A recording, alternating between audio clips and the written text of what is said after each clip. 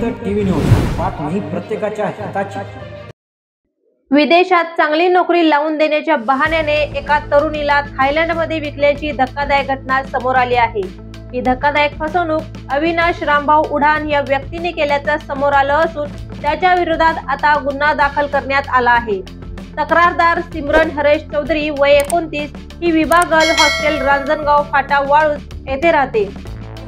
सिमरन हिने electrical इंजिनिअरिंगचा diploma पूर्ण केला असून तिचा 2020 मध्ये घटस्फोट झाला होता।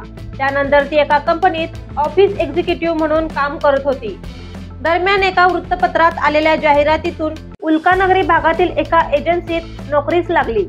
याच ठिकाणी तिची ओळख झाली त्या एजन्सीच्या मालक अविनाश रामभाऊ उडान याच्याशी। अविनाश उडानने सिमरनला थायलंडमध्ये चांगल्या पगाराची नोकरी मिळवून देण्याचं आमिष दाखवलं। या नोकरीसाठी त्याने विविध कारणे सांगून सिमरनकडून तब्बल 1,50,000 रुपये घेतले। सर्व प्रक्रिया पूर्ण झाल्याचं सांगून उडानने सिमरनचा थायलंडमधील जॉब कन्फर्म केला। यानंतर सिमरन ऑगस्ट महिन्याच्या पहिल्या आठवड्यात थायलंड येथे गेली। थायलंडच्या बँकॉक शहरात पोहोचल्यावर तिची भेट हरप्रीत सिंग नावाच्या व्यक्तीशी झाली।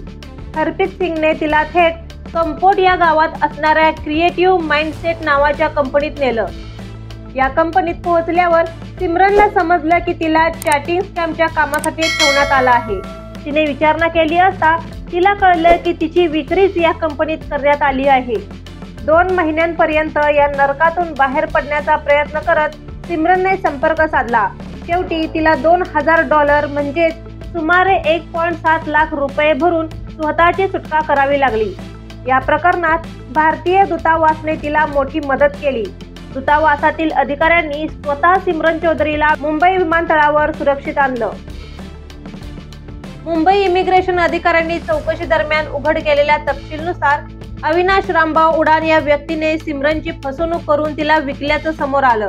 या प्रकरणी सिमरन चौधरी हिने दिलेल्या तक्रारीवरून सहार पोलीस ठाण्यात गुन्हा नोंदवण्यात आला असून हा गुन्हा पुढील तपासासाठी पुंडलिक नगर पोलीस ठाण्यात वर्ग करण्यात आला आहे। या प्रकरणाचा तपास पोलीस उपनिरीक्षक म्हात्रे यांच्याकडे सोपवण्यात आला आहे। आता पोलिसांनी या प्रकरणाचा सखोल तपास सुरू केला आहे आणि आरोपी अविनाश उडान याच्या विरोधात कठोर कारवाईची मागणी केली जात आहे। सतर्क व अपडेट राहण्यासाठी पाहत रहा जनहित टीव्ही न्यूज।